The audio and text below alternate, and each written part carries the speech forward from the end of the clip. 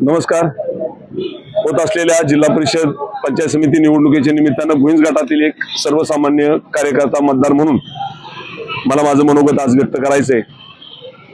या निवडणुकीच्या निमित्तानं भुईंज जिल्हा परिषद गटातून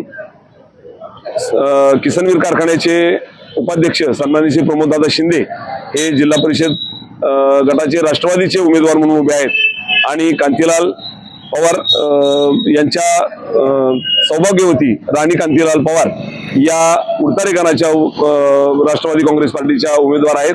माझ्या मनामध्ये आज या क्षणी तिळमात्रही शंका नाही की दोनही उमेदवार प्रचंड बहुमताने निवडून येतील आणि खऱ्या अर्थाने इथला मतदार हा अजितदादांना श्रद्धांजली वाईल याची माझ्या मनामध्ये पूर्ण खात्री आहे। परंतु काही मुद्दे उपस्थित करणं या निवडणुकीच्या निमित्तानं अतिशय अनिवार्य झालेलं आहे। आज भुईंज गटामध्ये भाजपच्या काही मंत्र्यांची रॅली काढण्याचं नियोजन झालेलं आहे असं समजतंय।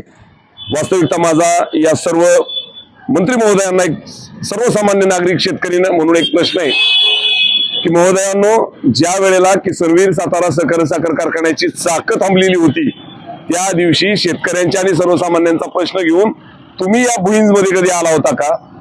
इथल्या लोकांचे ऊस क्षेत्रामध्ये उभे पडून होते, त्यांना काडी लावून त्याची विल्हेवाट करायची वेळ आली होती, त्यांची ऊसाची बिलं मिळत नव्हती आणि कर्मचाऱ्यांना त्याचे पगार मिळत नव्हते।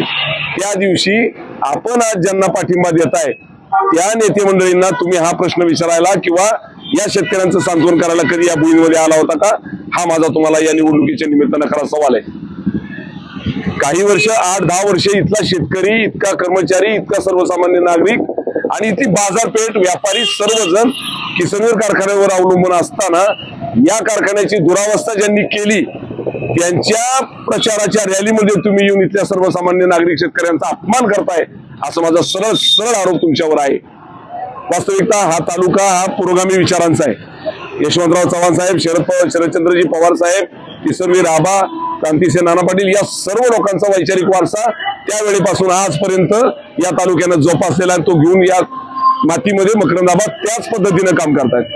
आदरणीय लक्ष्मणराव तात्यांनी रोवलेली विकासाची बीज मकरंदाबा आपल्या तळहातावर घेऊन त्यांचं रोपट करायचा प्रयत्न करतायत। अशा परिस्थितीमध्ये कुठेतरी जातीयवाद निर्माण करायचा, गैरसमज निर्माण करायचे, विघटनवाद करायचा, फोडीफोडीचं राजकारण करायचं, यासाठी तुम्ही जर या तालुक्यामध्ये आला असाल तर आपल्याला या तालुक्यामध्ये पुरोगामी विचारानेच उत्तर दिलं जाईल एवढी खात्री एका कार्यकर्त्याच्या, माझ्यासारख्या कार्यकर्त्याच्या मनामध्ये आहे।